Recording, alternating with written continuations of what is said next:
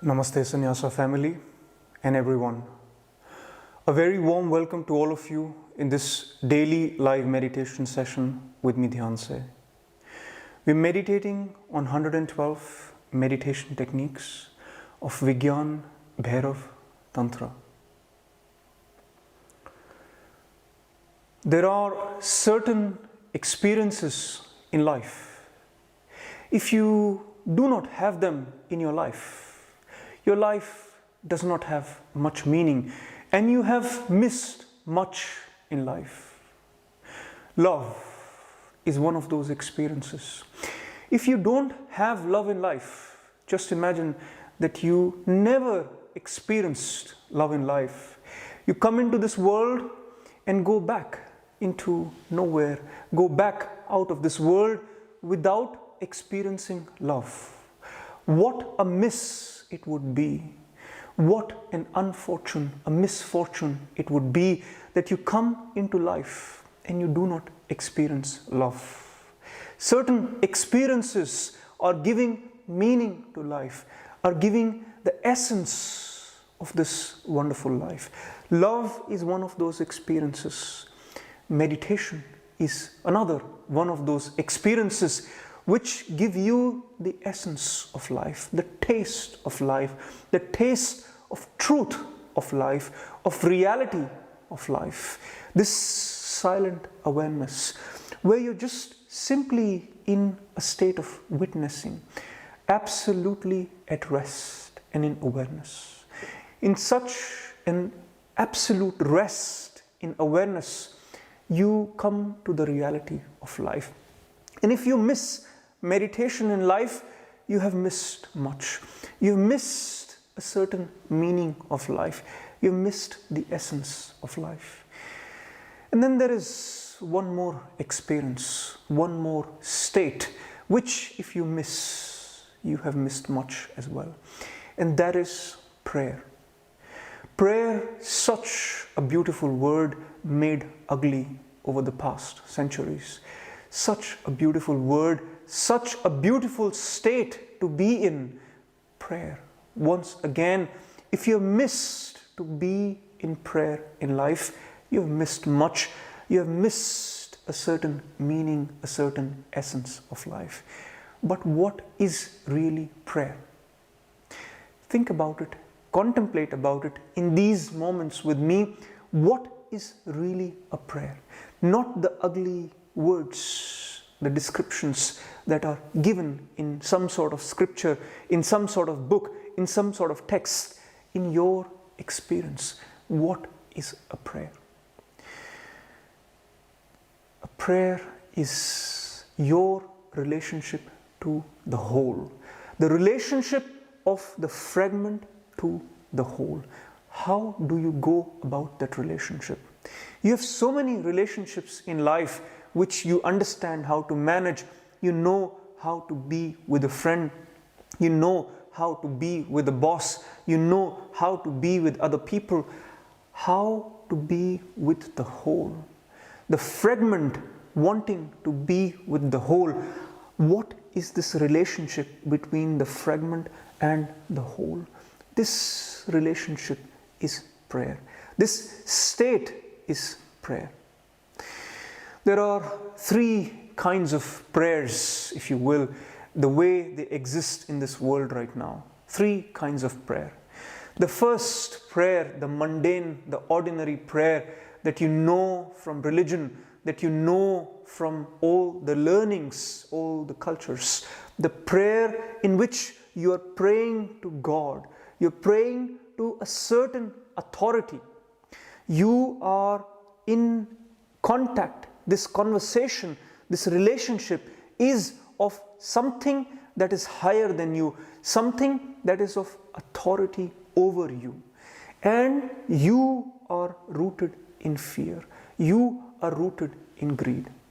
In this first type of ordinary prayer, there are only these two roads that are there in you. Either you are in greed or you are in fear.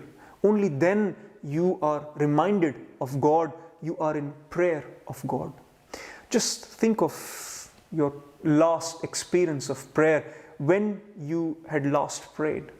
If you would remember this last prayer, it will remind you either of the situation of greed while you wanted something desperately, or a moment of fear where suddenly you were facing a trouble, you were in difficulty, you were in ill health, you were in misery, you were somewhere where you were very helpless, and that call for help, that out of your fear, out of your misery, was to an authority. This was call for help to an authority. This prayer, that is this first kind of prayer, is an ordinary prayer. You are using it just because you do not know what else to do. You are in trouble, so you're calling for help, and anybody can give that help. And since there is no one that is giving you that help, then you're calling to this unknown God, this unknown authority to give you help. Or you are in greed. You want something very desperately. You want to fulfill your wishes, and you ask your authority to fulfill your wishes. Muli, he was a slave. He was a slave in a field where he had to every day, day in, day out, just dig holes. That was his job, his slavery, that day in, day out, he had to dig holes. And one day he was so tired of digging, that he started praying. And God appeared. God said, I give you 3 wishes. Whatever you want, 3 wishes I fulfill for you. Muli said, I'm very, very tired. I'm very thirsty. I want a bottle of beer, a nice cold bottle of beer. God said, wish granted. He gave suddenly a bottle of beer to Muli, and Muli, as he started drinking, God said, this is a special bottle. It will pour endlessly. The beer will never end into this bottle. Muli was very happy. He started drinking. He liked the taste of that beer. He said, the God asked, what are your rest of the 2 wishes? Muli said, I want 2 more of these bottles. This is how greed works. In the greed, you do not realize what you're doing. You do not realize what you're asking. And this relationship of you in greed or in fear to the authority, this relationship is of slavery. This relationship is not the truth. This relationship is given to you to control you, to give you a mindset of slavery. You're kept in slavery in this relationship of you and some authority somewhere there known as God, to which you need to pray in a certain way. You need to do this or that to please the God to take you out of the misery or fulfill your greed. This type of relationship is ugly. This is the reason why we have lost the real prayer in our life, why we have lost the truth in our life. Because who wants to be a slave? You are only going to remember God. You're only going to use that prayer, be in that prayer, either when you are in trouble or you want something desperately. There is no truth to it. This psychology that you live, this state that you live, is short-lived, is for a few moments of trouble or of greed. And then once the trouble is gone or the desire calms down, you move on to your life, to your routine. And who cares about God? Who cares about prayer? They are not your business anymore. They are someone else's business. Then there is a second kind of prayer. That prayer, that second kind of prayer, has no authority. It has the beginning of you recognizing your relationship as a fragment to the whole. See that you are the whole. You are the fragment, you are the whole. But as you live your life as a fragment, this relationship to the whole is something that needs to be built.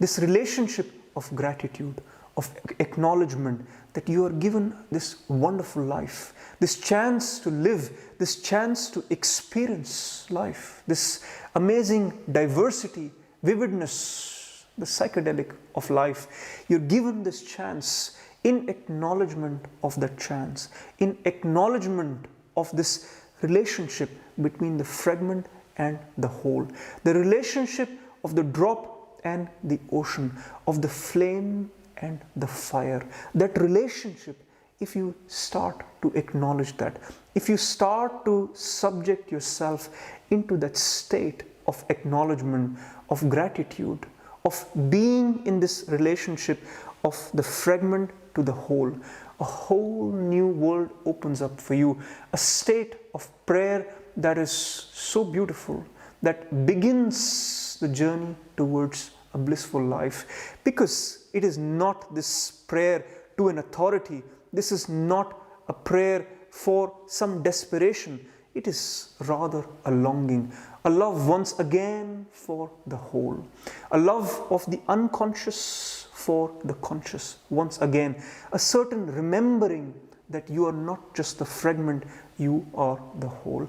This state of prayer is to be lived, is to be not just talked about, not just read somewhere in books, not just in few minutes of silence, but the state of prayer is to be lived all the time, because this establishes a connection back to the whole.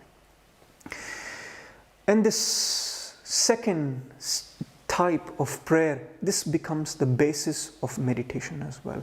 The moment you are in remembrance of the whole, you are in meditation. The door of silence, the door of awareness opens up for you.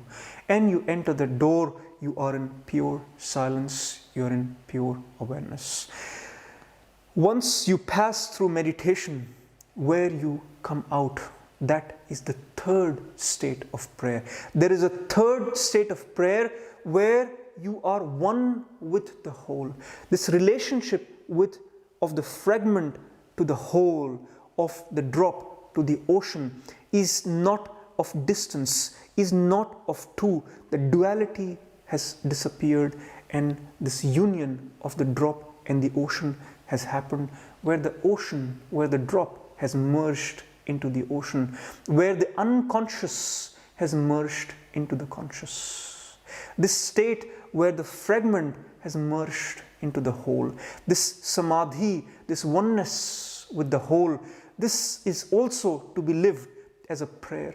This is a state of prayer because you can live this. You can live this 24/7 in your life, where you are always in constant remembrance of the whole, in oneness with the whole. And this state is so empowering because you're always established in your truth. You're always established in your true nature, in your reality. These, the second and the third type of prayer, this is almost non-existent in the world.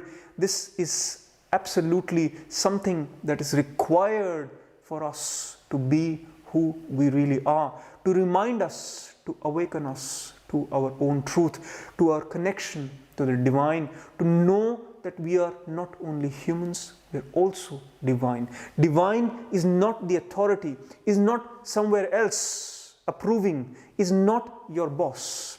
God is not your boss.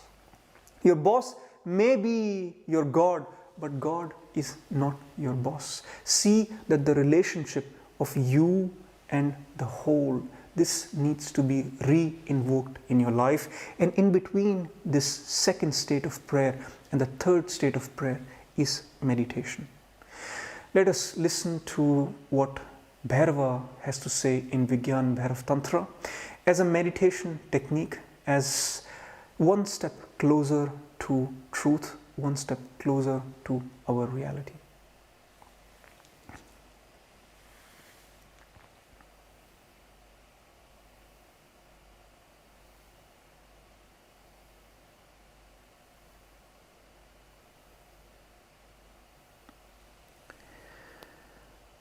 Bhairava says, O Devi, in the continuous remembrance of me become one with me.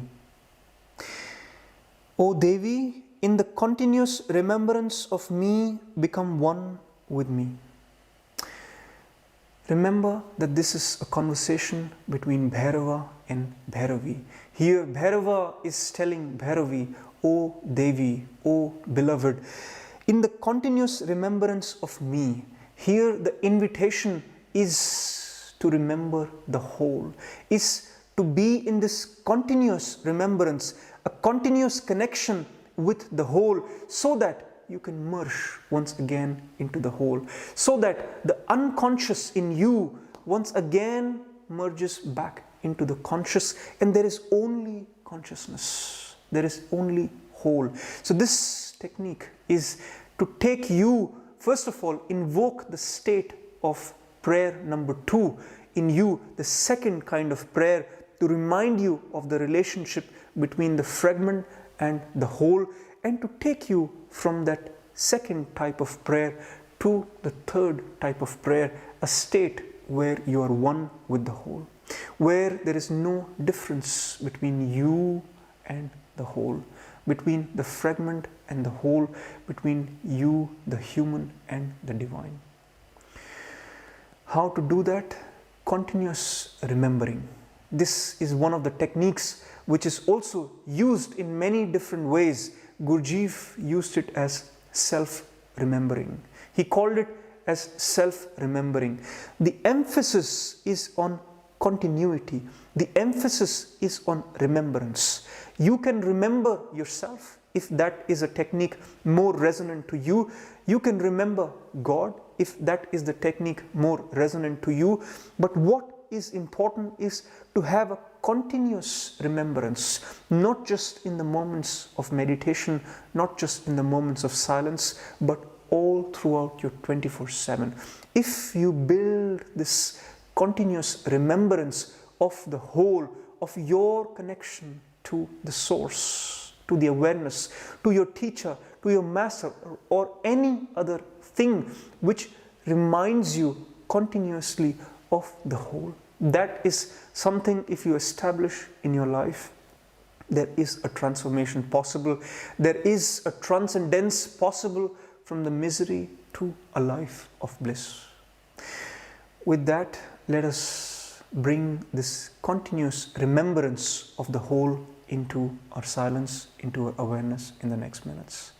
Please close your eyes and take a posture that is comfortable for you.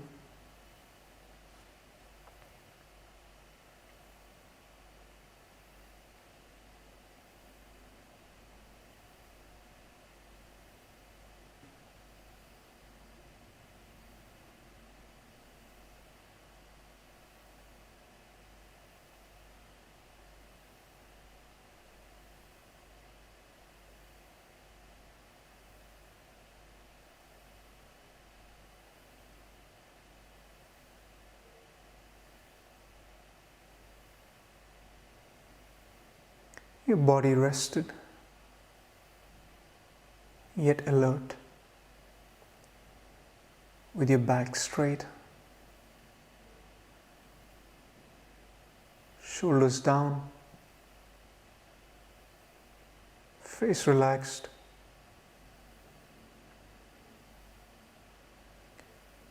breath flowing gently on its own.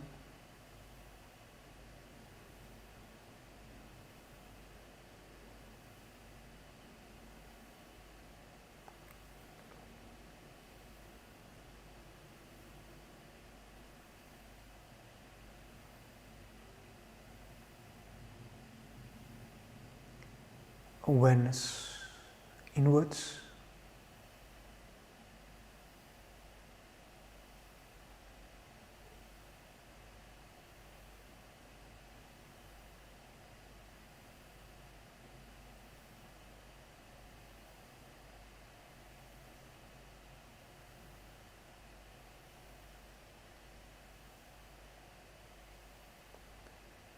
the sense of acknowledgement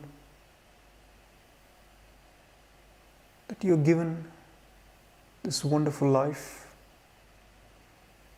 this chance to experience life.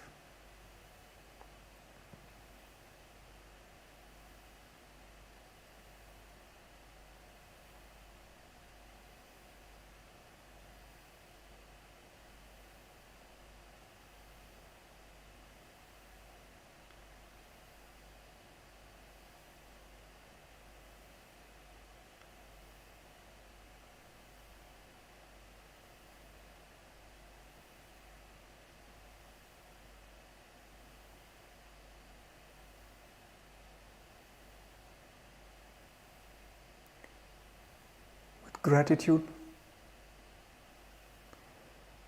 for the love in your life.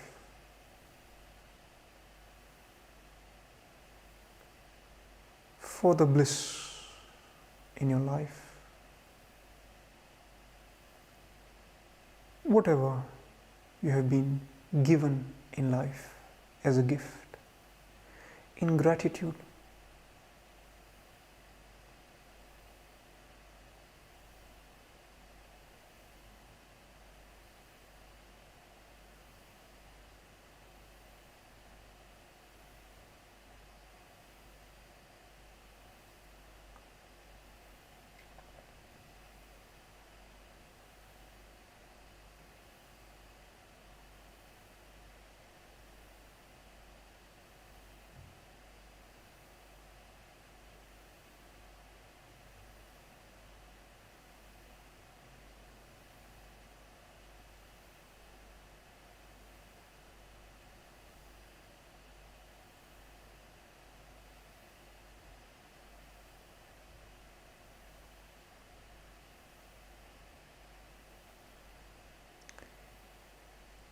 And in remembrance,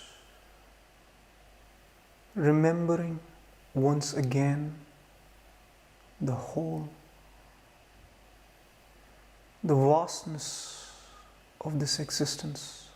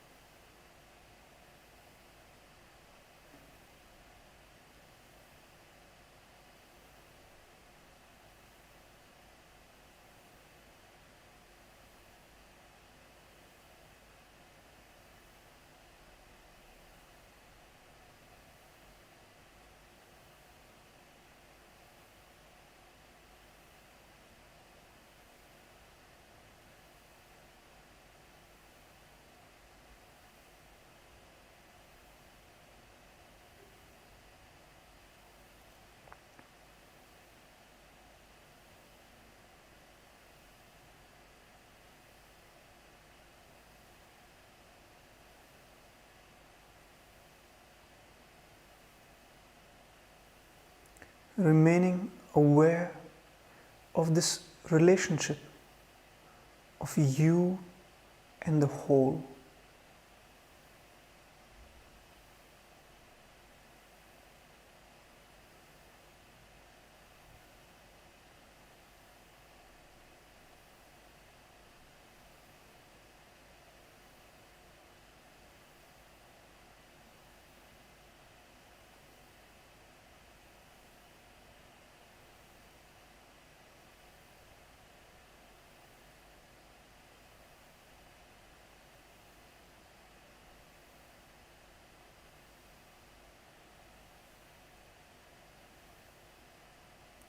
And approach the whole with love,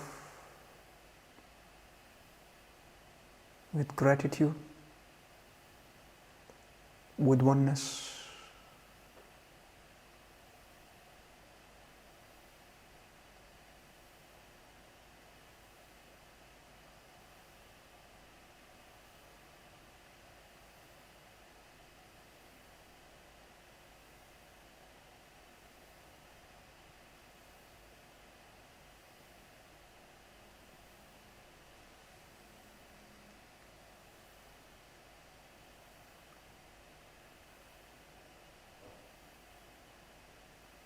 in a continuous remembrance of the whole.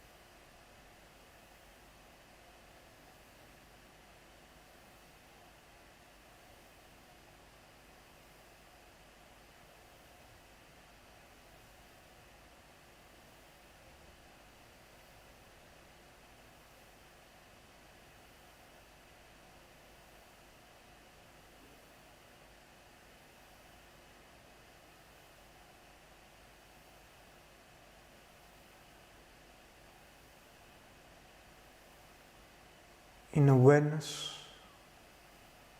of the relationship,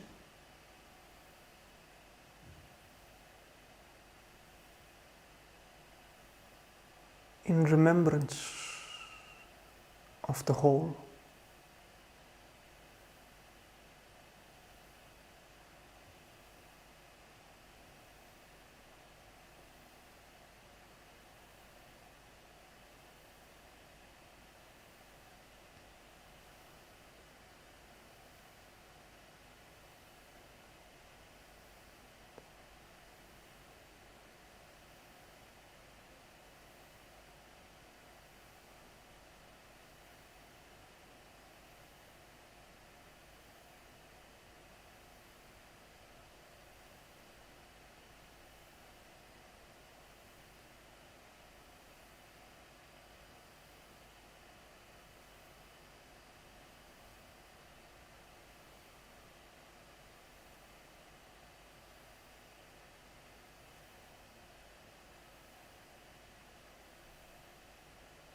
All your thoughts, your energies, in remembrance of the whole, of the infinite.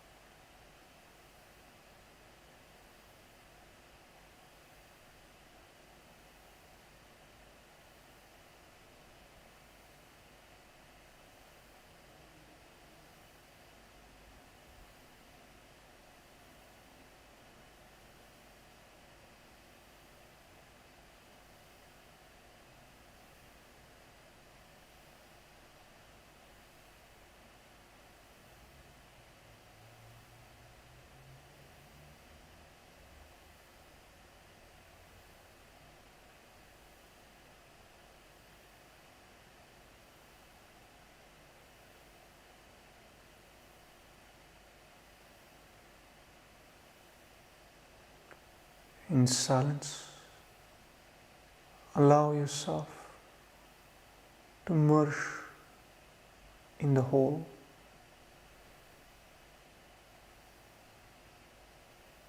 Become one with the infinite.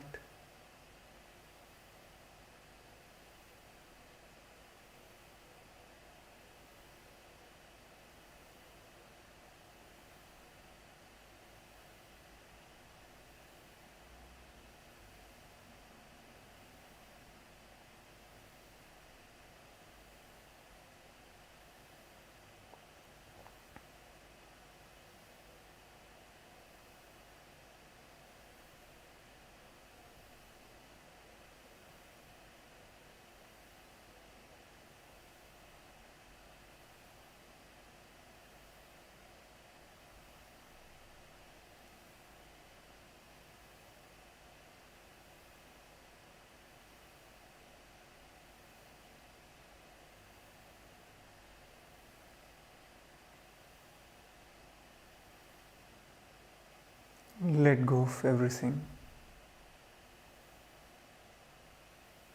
the fragment merging into the whole, the drop merging into the ocean.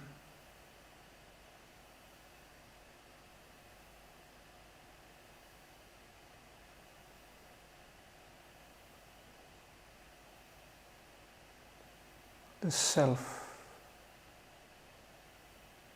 into no self.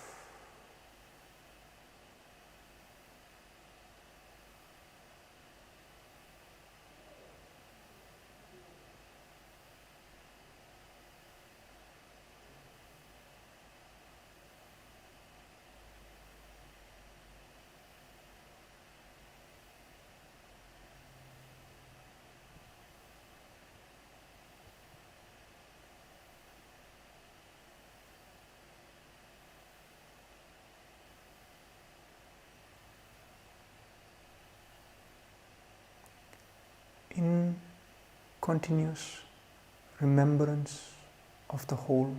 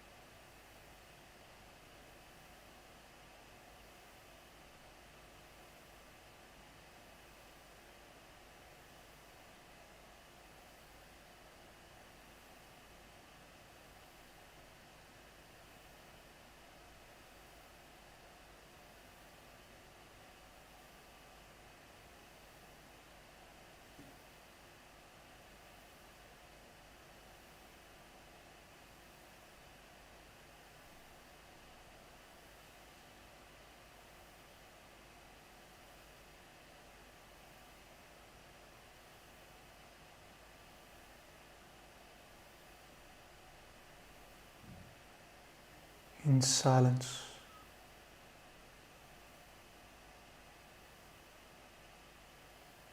in pure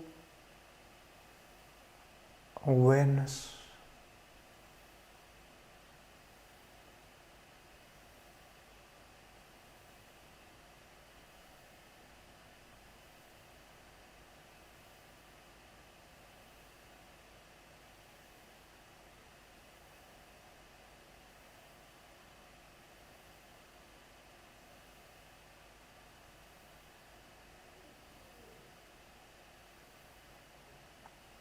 in prayer.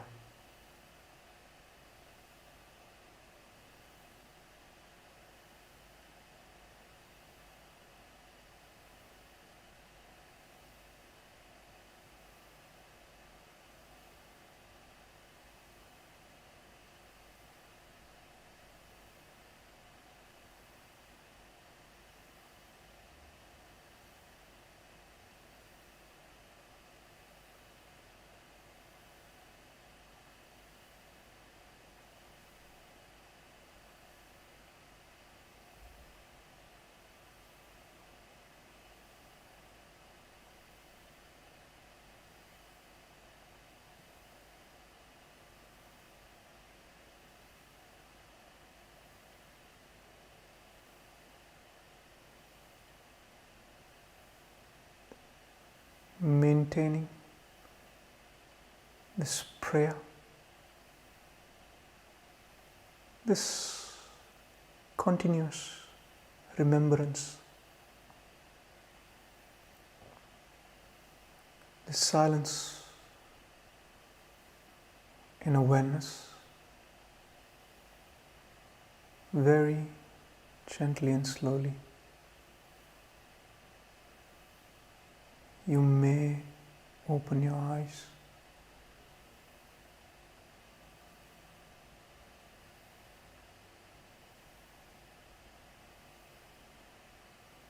In continuous remembrance of the whole, of your true nature, of your divine connection, of your divine nature.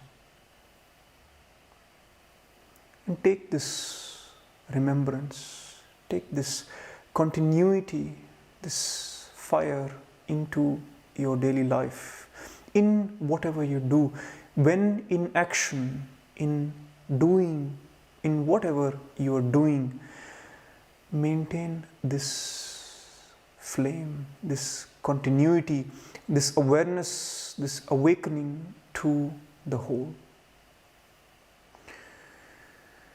And on your path, on this spiritual journey, if you wish to maintain this continuity and flow with me and with other meditators, flowing towards truth, flowing towards love, flowing towards oneness with everyone.